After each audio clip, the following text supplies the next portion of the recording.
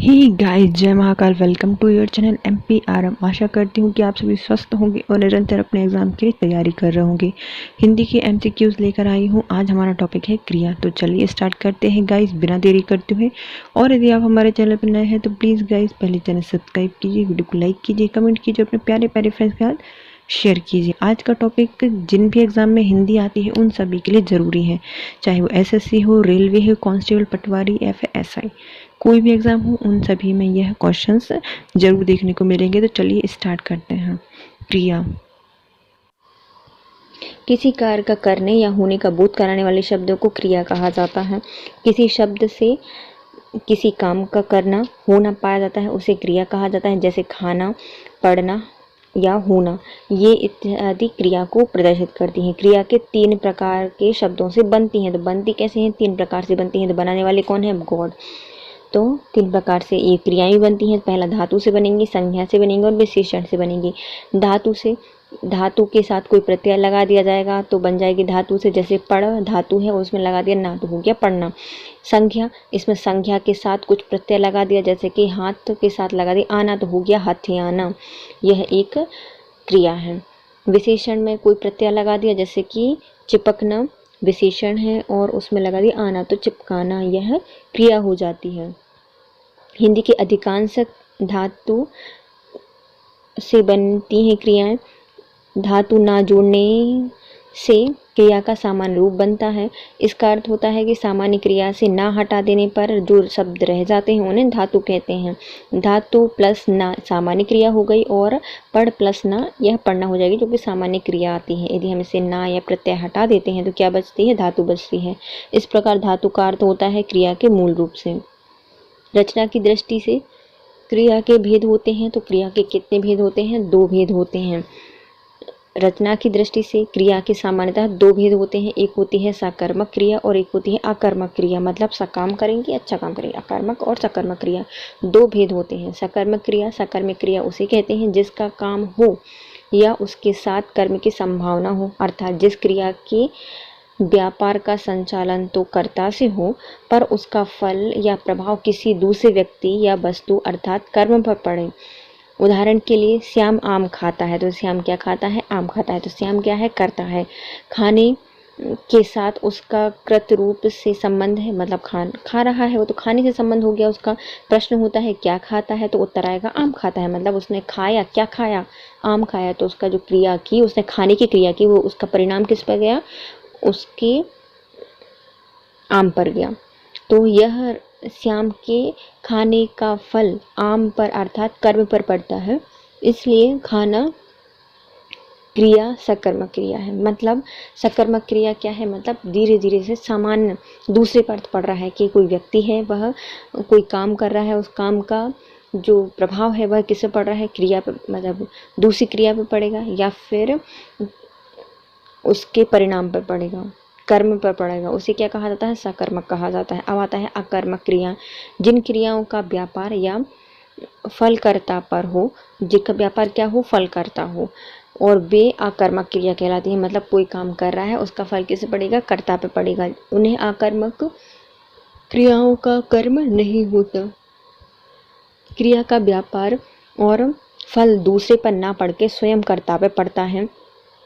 उदाहरण के लिए, श्याम सोता है तो कौन सोता है? श्याम सोता है। तो इसे क्या है? अकर्मक क्रिया है। देखो, सकर्मक क्रिया मतलब अच्छे काम है, मतलब हम कोई काम कर रहे हैं तो उसका बुरा रिजल्ट आया, अच्छा रिजल्ट आया, दूसरे पड़ गया, तो क्या होगी? सकर्मक क्रिया हो गई।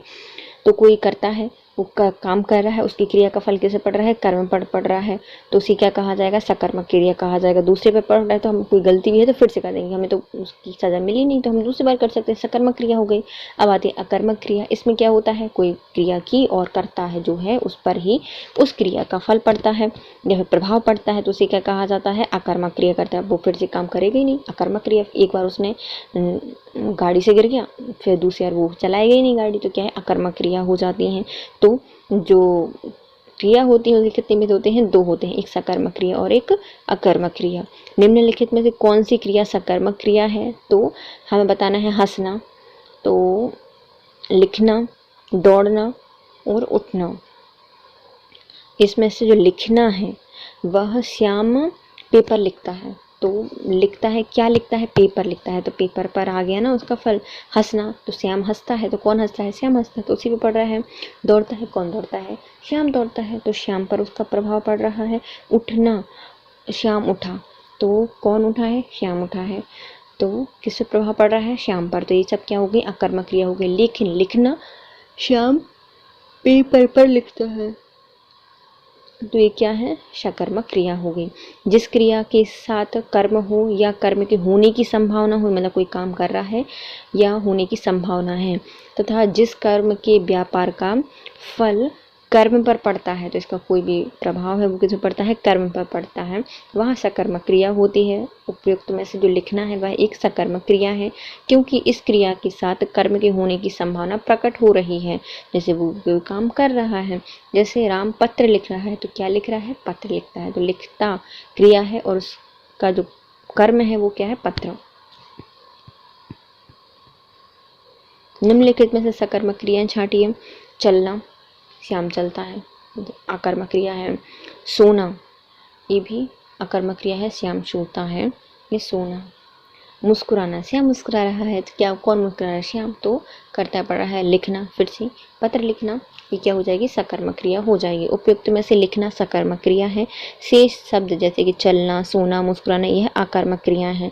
सकर्मक और अकर्मक क्रियाओं की पहचान क्या है, कैसे और किसको आदि प्रश्न से कर सकते हैं। क्या कर रहा है, कैसे कर रहा है और किसको कर रहा है, इसकी प्रश्न करके हम पता लगा सकते हैं। यदि कुछ उत्तर मिले तो क्रिया सकर्मक है, और यदि उत्तर ना मिले तो क्रिया क्या है, अकर्मक मानी जाती है। जैसे लिखना शब्द में क्या प्रश्न पूछने पर उत्तर हमें प्राप्त होगा कि क्या लिखता है, तो पत्र लिखता है, बुक लिखता है, डायरी लिखता है, ये शब्द मिल जाएंगे, आंसर मिल गया।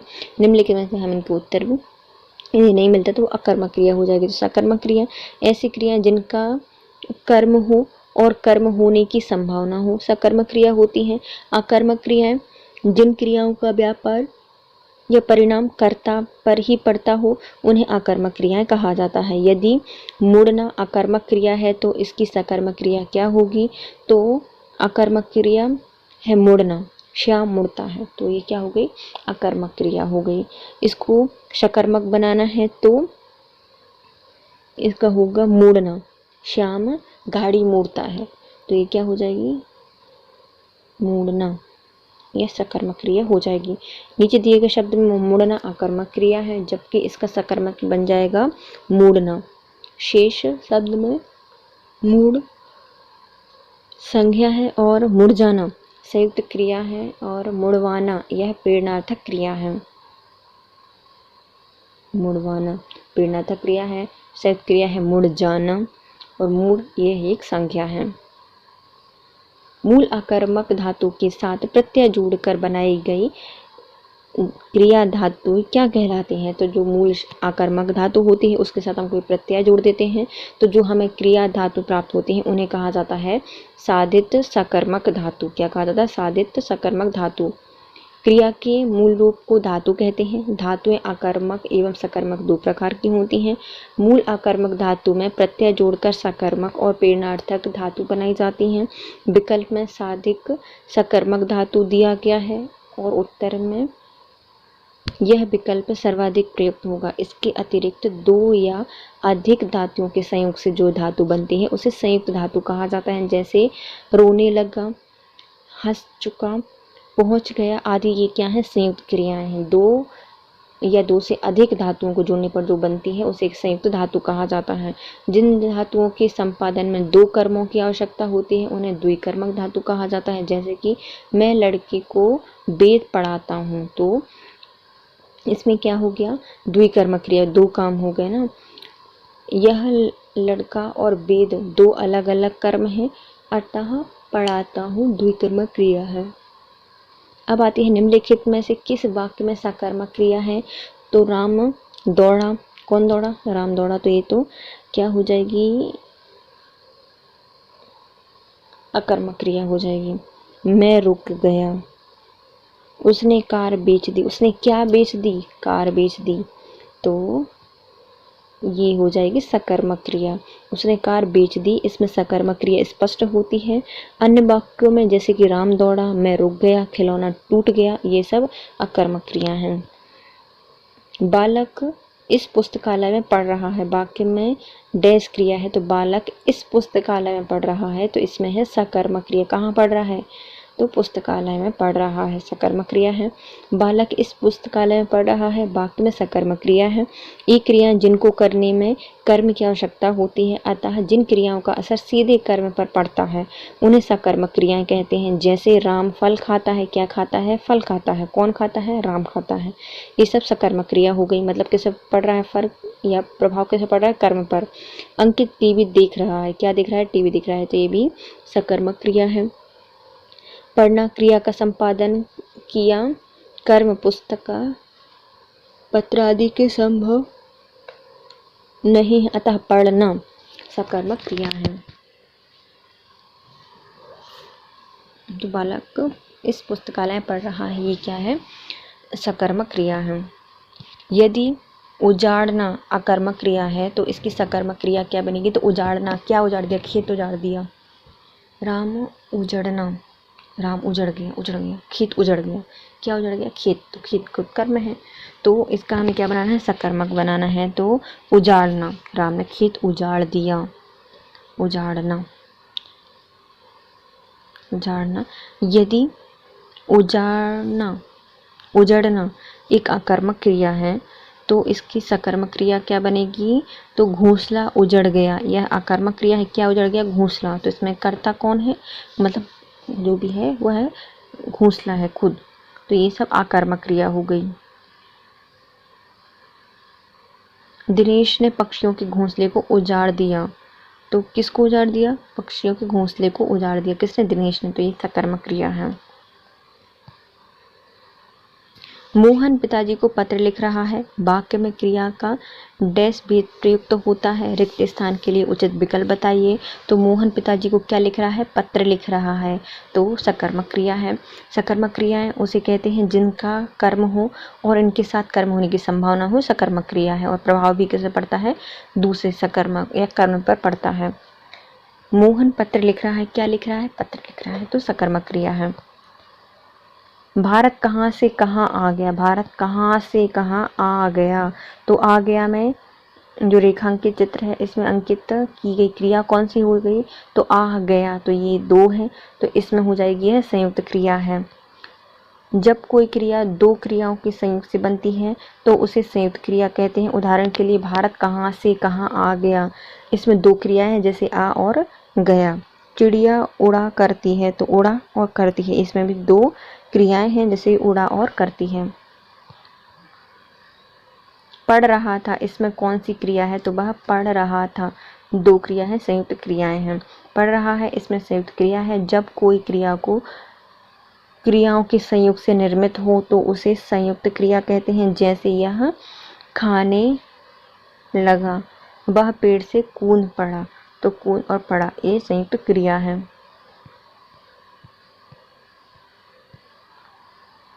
कौन सा संयुक्त क्रिया का भेद नहीं है? संयुक्त क्रिया का कौन सा भेद नहीं है?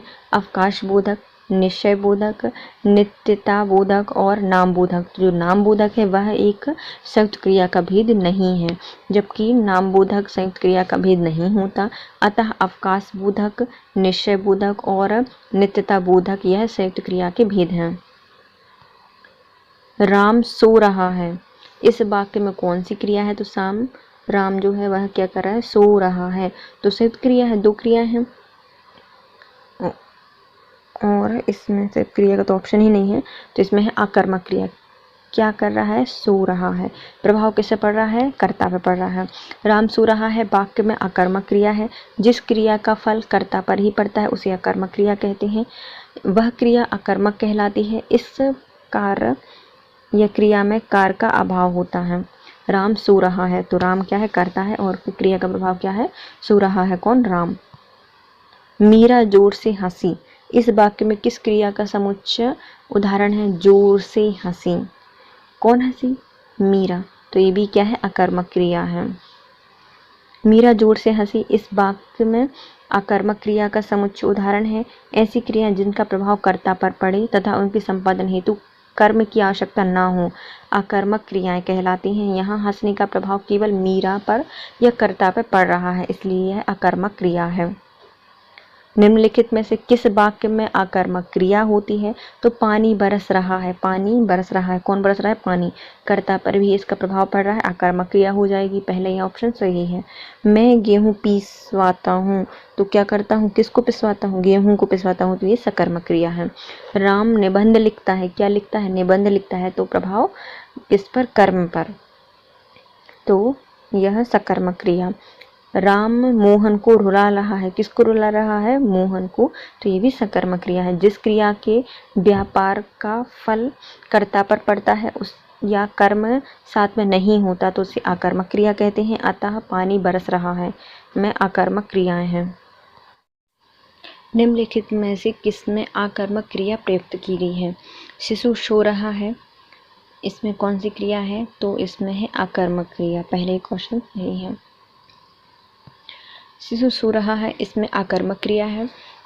क्रिया पर या क्या और किसको प्रश्न पर यदि कुछ उत्तर आ जाता है तो उसे सकर्मक क्रिया कहा जाता है, और यदि उत्तर ना मिले तो उन्हें अकर्मक क्रिया कहा जाता है। इसकी दूसरी पहचान यह है कि जिस क्रिया के साथ कर्म हो रहा है या हो सकता है तो उसे क्या कहा जाता है? सकर्मक क्रियाएं कहा जाता है। जैसे कि इसमें अकर्मक क्रिया कौन सी है? शिशु सो रहा है, और सकर्मक क्रिया क्या है?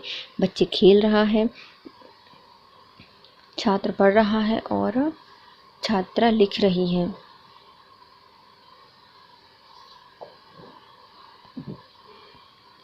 अब पढ़कर क्या होगा? इस वाक्य में कौन सी क्रिया है? तो अब पढ़कर क्या होगा?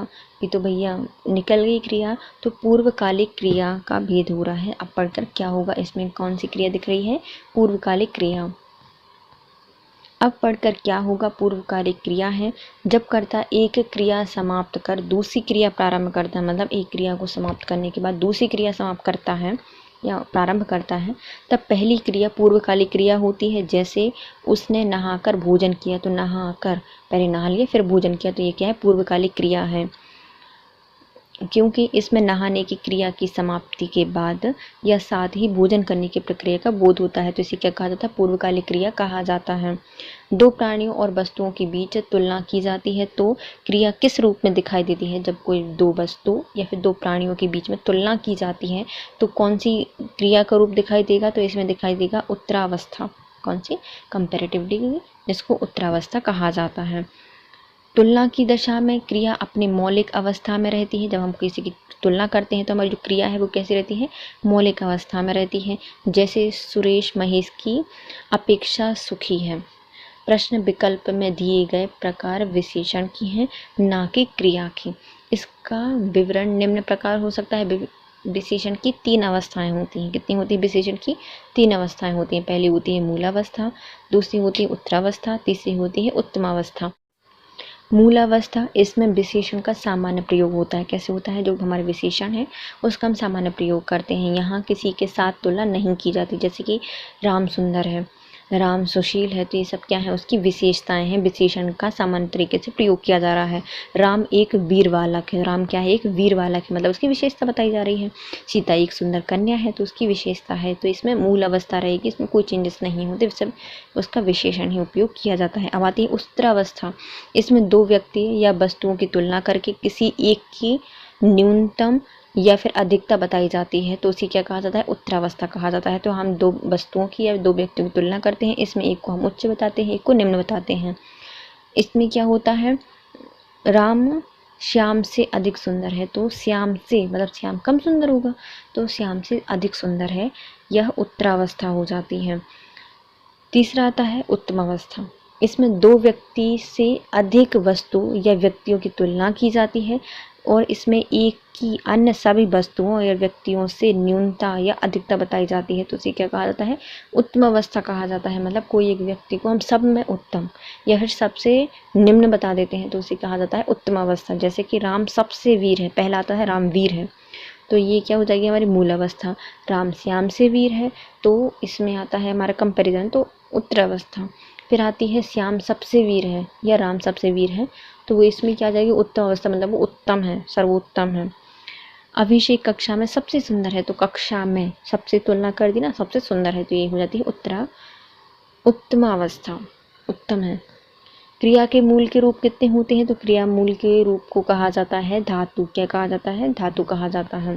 प्रश्नगत विगत के आधार पर दिए गए अतिरिक्त स्थान पर हम धातु शब्द का प्रयोग करेंगे, क्योंकि क्रिया के मूल रूप को धातु कहते हैं और जिससे उसके कार्य, व्यापार का समान समय और उसकी पूर्ण और अपूर्ण अवस्था का बोध होता है, उसे क्या कहा जाता है? काल कहा जाता है।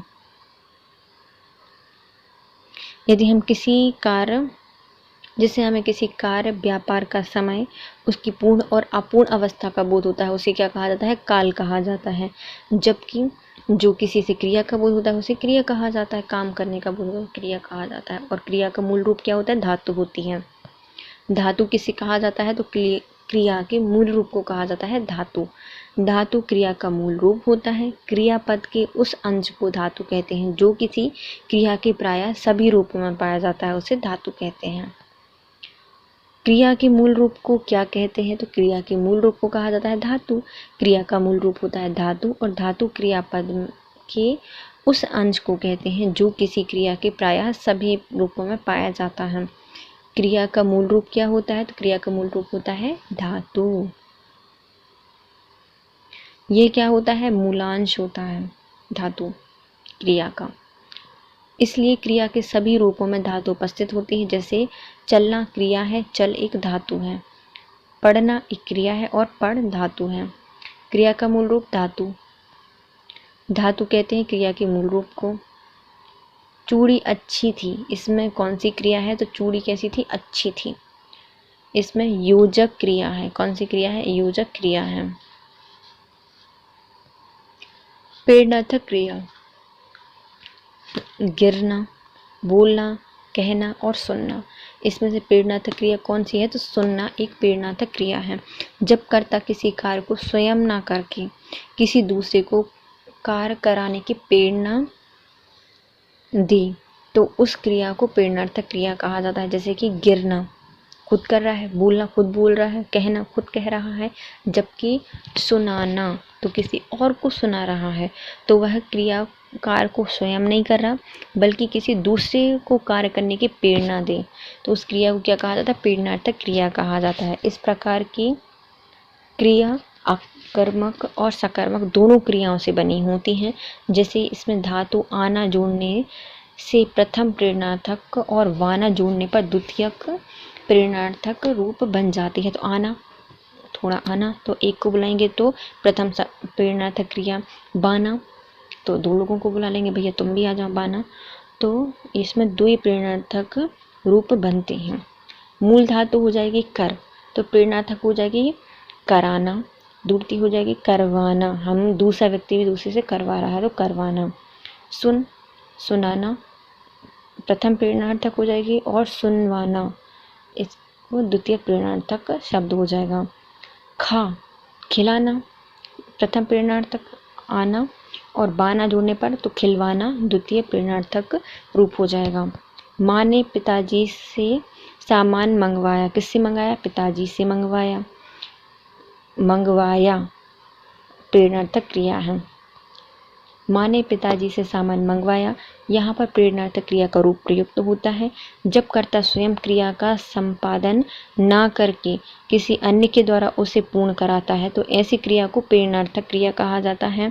ना या वाना प्रत्यय का प्रयोग करके इस क्रिया का निर्माण किया जाता है। जैसे कि हटवाना, पकवाना, मंगवाना, जगाना, सुलाना, दबवाना, लिखवाना और पढ़वाना, ये सब क्या होती हैं? द्वितीय प्रेरणार्थक क्रियाएं होती हैं। वाना द्वितीय प्रेरणार्थक और आना प्रथम प्रेरणार्थक क्रिया। यदि दौड़ना अकर्मक क्रिया है, मतलब दौड़ना क्या है? अकर्मक क्रिया है, तो इसकी प्रेरणार्थक क्रिया क्या होगी? तो प्रेरणार्थक होगी हमें दौड़वाना। दौड़वाना द्वितीय प्रेरणार्थक हो जाएगी। दौड़ना एक आकर्मक क्रिया है जिसका प्रेरणार्थक क्रिया दौड़वाना होता है। प्रेरणार्थक क्रिया अकर्मक और सकर्मक दोनों प्रकार से बनी होती हैं। जैसे कि आना, लाना, वाना जोड़ने पर इसमें क्या बन जाती हैं? प्रेरणार्थक क्रियाएं बन जाती हैं। तो क्रिया क्या है? उठना, प्रेरणार्थक हो जाएगा उठवाना। दूसरे से काम करवा रहे हैं हम। सोना क्रिया है, सुलवाना प्रेरणार्थक क्रिया है। पीना क्रिया है और पिलवाना प्रेरणार्थक क्रिया है। दौड़ना क्रिया है और प्रेरणार्थक हो जाएगी दौड़वाना। यदि उड़ना आकर्मक क्रिया है तो उसकी प्राथमिक प्रेरणार्थक क्रिया क्या हो जाएगी? उड़ना क्रिया है तो उड़वाना। अच्छा, उड़वाना द्वितीय सकर्मक क्रिया हो जाएगी, मतलब द्वितीय प्रेरणार्थक हो जाएगी उड़वाना, तो उड़ाना। उड़ाना उड़ाना ये क्या हो जाएगी? प्रथम प्रेरणार्थक क्रिया। आना जोड़ देंगे हम।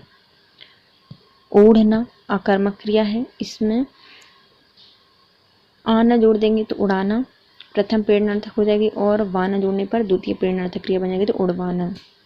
निम्नलिखित में से प्रेरणार्थक क्रिया कौन सी होती है? चलना। नहीं, प्रेरणार्थक दूसरे काम करवा रहे हैं। जगाना ये क्या हो जाएगी? प्रेरणार्थक क्रिया हो जाएगी। चलना चलाना ये प्रेरणार्थक हो जाएगी। पढ़ना क्रिया है और इसका हो जाएगा प्रेरणार्थक पढ़ाना। पढ़ाना। बदलना बदलना और ये नॉर्मल क्रिया है, इसके हम प्रेरणार्थक बनाएंगे तो बदलवाना। प्रेरणार्थक क्रिया अकर्मक और सकर्मक दोनों प्रकार से बनती हैं। इनमें आना, लाना, वाना जोड़ने पर प्रेरणार्थक क्रिया बनती हैं। तो जगना क्रिया है, जगाना और जगवाना प्रेरणार्थक हो जाएंगे। उठना क्रिया है, उठाना और उठवाना ये प्रेरणार्थक क्रियाएं हो जाएंगी। खाना क्रिया है और खिलाना और खिलवाना यह प्रेरणार्थक क्रिया होती है। निम्नलिखित में प्रेरणार्थक क्रियाएं कौन सी होती हैं? तो प्रेरणार्थक हो जाएगी गिराना। आना जुड़ गया। गिराना शब्द प्रथम प्रेरणार्थक क्रिया है। प्रेरणार्थक क्रियाएं सकर्मक और आकर्मक दोनों क्रियाओं द्वारा बनती हैं। आना जुड़ने पर प्रथम प्रेरणार्थक और वाना जुड़ने पर द्वितीय प्रेरणार्थक क्रियाएं बनती हैं। जैसे कि कर क्रिया है और कराना प्रथम प्रेरणार्थक और करवाना द्वितीय प्रेरणार्थक। राम लक्ष्मण से पत्र लिखवाता है, तो लिखवाता है प्रेरणार्थक है। प्रश्न में जो क्रिया दी गई है वह प्रेरणार्थक है। प्रेरणार्थक क्रिया से तात्पर्य कर्ता द्वारा स्वयं नकार करके किसी दूसरे को तत्व संबंधी कार्य करने हेतु प्रेरित करना होता है। उपयुक्त दिए गए वाक्य राम लक्ष्मण से पत्र लिखवाता है। मैं राम स्वयं पत्र न लिखकर लक्ष्मण से इसे लिखवाता है। इस प्रकार दिए गए वाक्य प्रेरणार्थक क्रिया का उदाहरण है। जागना मूल क्रिया है, इसका प्रेरणार्थक क्या बनेगा? तो प्रथम प्रेरणार्थक बनेगा आना जोड़ देने पर जगाना। जब कर्ता किसी कार्य को स्वयं ना करके किसी अन्य को कार्य कराने के लिए प्रेरणा देता है तो उस क्रिया को कहा जाता है प्रेरणार्थक क्रिया। इसमें क्रिया प्रेरणार्थक और प्रेरणार्थक द्वितीय। पहला आता है करना, उसमें आना जोड़ देंगे तो हो जाएगा कराना, और प्रथम प्रेरणार्थक हो जाएगा उसमें आ जाएगा करवाना, द्वितीय प्रेरणार्थक क्रिया हो जाएगी। दौड़ना क्रिया है, दौड़ाना प्रथम प्रेरणार्थक है और दौड़वाना द्वितीय प्रेरणार्थक है। जागना क्रिया है, जगाना द्वितीय मतलब प्रथम प्रेरणार्थक है और जगवाना द्वितीय प्रेरणार्थक है। सोना क्रिया है, सुलाना प्रथम प्रेरणार्थक है और सुलवाना द्वितीय प्रेरणार्थक है। पढ़ना क्रिया है, पढ़ाना प्रथम प्रेरणार्थक है और पढ़वाना द्वितीय प्रेरणार्थक शब्द है। हथियाना, चिपकाना आदि किस प्रकार की क्रियाएं हैं? तो हथियाना, चिपकाना ये सब प्रेरणार्थक नहीं, नाम धातु क्रिया है। हथियाना, चिपकाना ये क्या है? नाम धातु क्रियाएं हैं। हथियाना, चिपकाना नाम धातु क्रियाएं हैं। नाम धातु क्रियाएं क्या होती हैं? जिनमें संज्ञा, सर्वनाम और विशेषण से मिलकर बनने वाली क्रियाएं नाम धातु क्रियाएं होती हैं। जैसे नाम के साथ हमने धातु जोड़ दी, नाम क्रिया हो गई। तो हाथ से हथियाना बना, हाथ क्या है? संज्ञा है, उससे बन गया हथियाना। बात से बतियाना, चिपकना से बन जाएगी चिपकाना। ये सब क्या होती है? नाम धातु क्रिया होती है। नाम मतलब संज्ञा, सर्वनाम और विशेषण के साथ जब हम कोई प्रत्यय जोड़ देते हैं तो बन जाती है नाम धातु क्रिया। हथियाना में कौन सा प्रत्यय है? तो हथियाना में है नाम धातु हाथ और प्लस आना, तो हथियाना। लात से बन जाएगा लतियाना, बात से बतियाना, सर्म से सरमाना, ये सब क्या है, नाम धातु क्रियाएं हैं। निम्नलिखित वाक्यों में रेखांकित किए गए भाग में कौन सा पद बंध है? असहाय की बात आजकल नहीं सुनी जाती, तो सुनी जाती, इसमें कौन सी क्रिया है? तो इसमें क्रिया दी गई है, सुनी जाती क्रिया है। दिए गए वाक्य में जो रेखांकित अंश है उसमें क्रिया पदबंध है। असहाय की बात आजकल नहीं सुनी जाती, असहाय क्या है? संज्ञा है।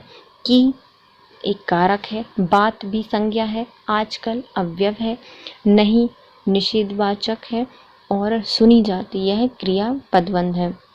निम्नलिखित वाक्य में क्रिया पदबंध क्या है? आशना सिलाई का काम करती है, तो आशना क्या करती है? सिलाई का काम करती है, तो यह क्रिया पदबंध है। निम्नलिखित वाक्यों में रेखांकित भाग में कौन सा पदबंध है? माँ बच्चे को खाना खिला रही है, तो खिला रही है, यह क्रिया पदबंध है।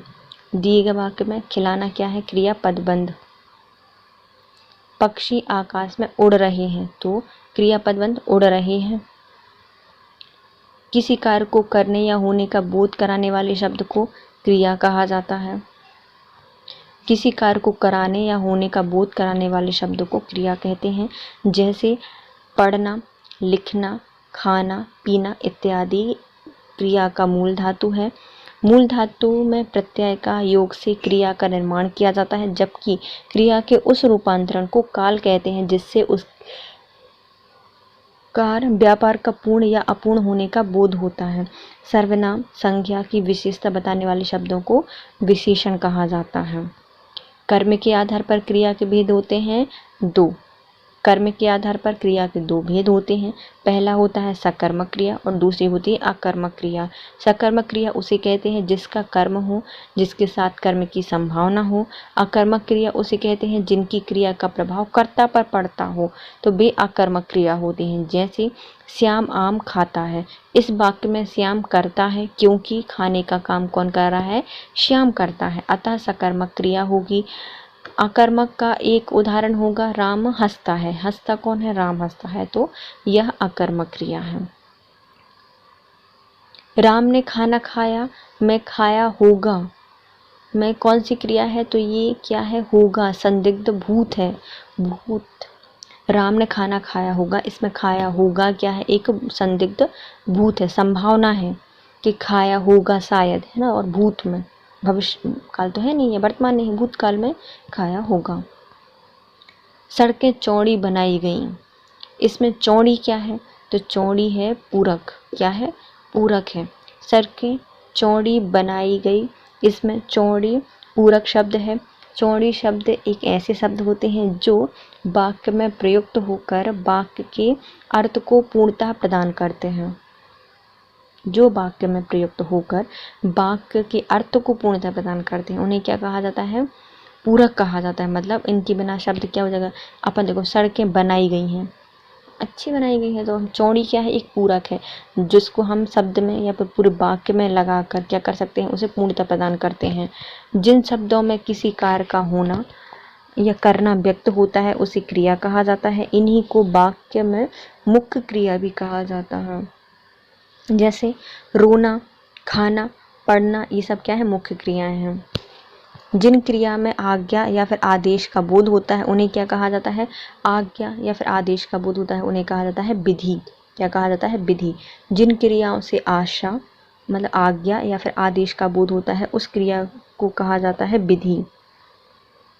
वह खाता होगा, इस वाक्य में किस काल होता है? तो वह खाता होगा, यह संदिग्ध वर्तमान है, मतलब होगा वर्तमान में चल रहा है, और संदिग्ध है क्योंकि निश्चय नहीं है, अनिश्चित है, तो संदिग्ध वर्तमान काल।